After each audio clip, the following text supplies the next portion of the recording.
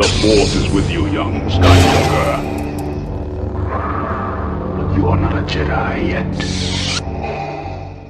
Hey, what is up, YouTube fam? It's Dupree, aka Darth Hater here with my Book of Boba Episode 7, the season finale review.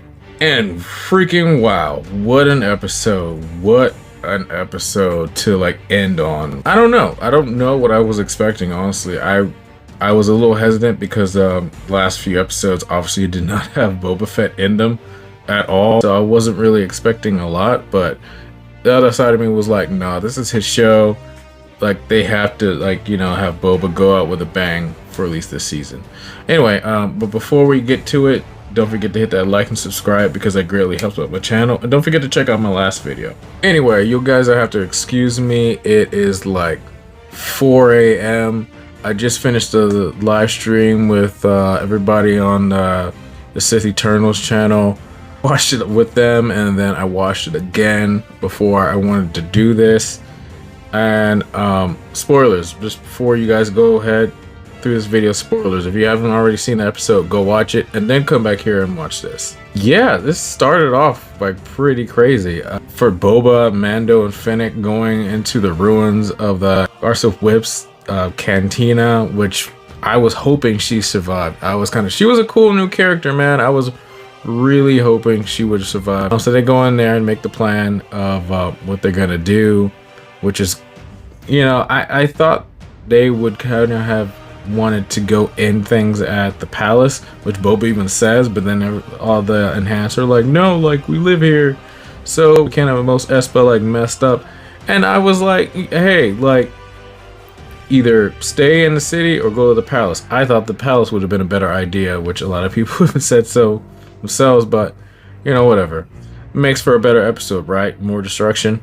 We get the Pikes coming in, and then they bring some crazy new robots, some new battle droids. I was like, this is crazy. They were like basically upgraded destroyer droidicas. The one thing I thought was a little weird, I don't know if there was a discrepancy or maybe just passage of time, new technology. They're shooting the droids and they have shields and they're not getting through. And then they're bamming on, like, you know, the shields with like even the Black Chrysanthemum like bams on the shields and everything. I was thinking he was gonna get through. In the Clone Wars, they show it where it's like you can take a grenade and roll, you know, the grenade underneath the destroyer droid, and then it just blows up from there. So I was thinking maybe they do something like that. I don't know if the shields are upgraded or what, but yeah, that was that interesting kind of changing events. There were a few key moments in this whole episode that kind of made me just jump.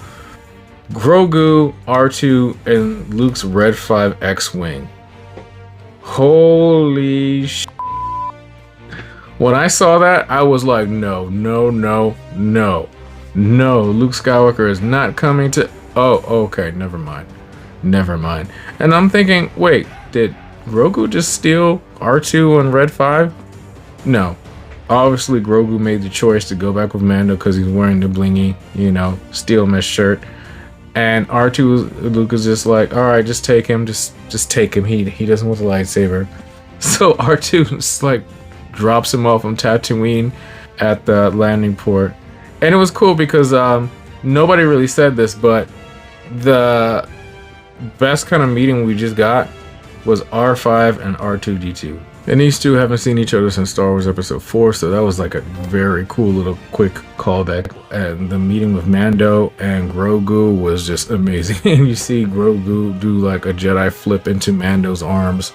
Like, you could tell he really missed him so much. It was also really good to see that Boba, for once since the first few episodes or mid-episode, kind of took over the show again. Like, it became his story. Like, you know, the badass that we saw from TheMandalorian Season 2 again, which was great. I was like, finally he's doing something in his armor. I've been waiting since the first few episodes to see him do something aside from, you know, when he kind of got beat up that one time in town by the Nightwind gang. But, you know, this was Boba, like, you know, I wouldn't say at his best, but at his semi of his coolest. It was also just cool to see the Mando and Boba teaming up, working together. That looked amazing. That looked really cool. So I'm excited to see like, you know, how they go forward with this story, because obviously this is going to be season 1 of the Book of Boba. Black Chrysanthemum. Now, Black Chrysanthemum in this episode was a beast. I was so happy with him.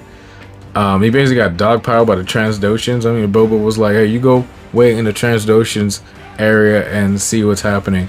And I'm like, oh crap, he's gonna go crazy, because like I said in the last one, you already know he doesn't like Transdoshans. Although I really like him. He's a cool new character. The Rancor. Let's just talk about it. Let's just get the big elephant out of the room. The Rancor. They dropped the character poster, which they always do, the day before, and I'm like, all right, where is R2 for one? R2D2 wasn't in there. Paz Vizsla wasn't in there, and more importantly, the Rancor.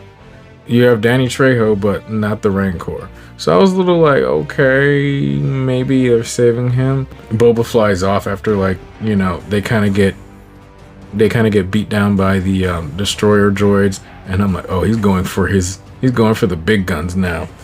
He's going for the big guns, and it was very cool. It was so cool to see Boba just ride in on the Rancor. It was very Star Wars Demolition. I don't know if you guys remember that game, but it was a Star Wars game that came out in the early mid-2000s.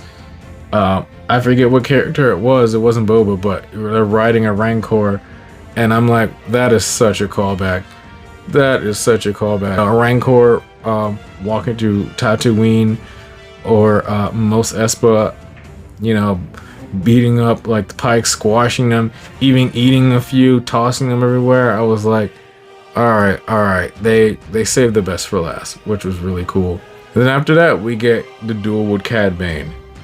Now, Cad Bane, I was so happy to see. I'm a little bummed also for the fact that, you know, we only got him for an episode and a half. I was hoping we would have got him, they would have introduced him earlier, so we'd have got a little bit more character development. Maybe we would have got a little bit more, you know, built up of rivalry, a little bit more tension with that. You know, I think if they had introduced him a little earlier, probably like episode 5 or whatever, that would have sufficed. It was a cool ending to a great character. We all knew how it was going to pan out. We all knew they were going to do, you know, an homage to that deleted scene from the Clone Wars where Boba and Cad Bane actually had a standoff, and that's how Boba gets the dent in his helmet. This was a little twist, and I liked it. I liked what they did with it. I like how it all ended. I like that Cad Bane actually calls out Boba like, you know, you're your father's son. In the books, Cad Bane, you know, was taught by Jango, and Jango at the time was the best bounty hunter in the galaxy, and he had hopes of like defeating Jango in a duel, but you know, Mace Windu ended up chopping Jango's head off, and so never got to happen. And then automatically Cad Bane became the best bounty hunter in the galaxy. And then years later, along comes Boba, who Cad Bane actually helped train, get this final duel, which was amazing. And like I said, Cad Bane is one of my favorite characters from the Clone Wars. It was such a great treat to see him in live action done so well. Grogu and the Rancor. Grogu and the freaking Rancor. That was so cool. It's kind of like, obviously you could see that him training with Luke, not even training him, just really remembering things, you know, has paid off. I forget the name of the force power, but it's where you can kind of talk to animals or kind of calm them down. You see Anakin do it, you see Ezra do it, now you've seen Grogu do it, which is really cool. And then it was such a sweet moment. He puts him to sleep and then he cuddles like right there, nestled to him next to the Rancor. I'm excited to see when they actually drop some Rancor merch with Boba riding it and Grogu putting it to sleep. It's gonna be kind of cool. As far as how all this ended, it ended really cool with Mando and Grogu, like, you know, the N1, and Grogu's like tapping on the glass, like, hit the NOS, dad, hit the NOS button. So they shot off into space into Mando season 3. Then we get that end credit scene with Cobb Vanth and, you know, Thundercat. I personally would have hoped we would got something different. I was hoping we'd get like a little bit of, you know, maybe the beginning of Mando season 3, so we kind of know what we're getting into. The Cobb Vanth thing kind of has some interesting possibilities with that. It's like, all right, he's going to be enhanced. We're gonna see how they're gonna build on this character later on, either in Mando season 3 or Book of Boba season 2. So we'll see what happens with all that. Anyway, guys, as far as my rating, I will give this a solid 8 out of 10. It wasn't amazing. I mean, yeah, it was amazing, but it wasn't like terrible. It wasn't bad. I just wish there was a lot of discrepancies, a lot of editing and just action. It was kind of like a little bit of a cluster sometimes, but it all paid off in the end.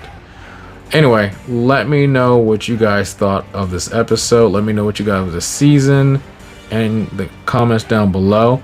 I'll be doing a live stream panel with the Sith Eternal pretty soon, where we'll go over the whole series as a whole, and also everybody else on my stream, Star Wars family. So I'll look out for that pretty soon.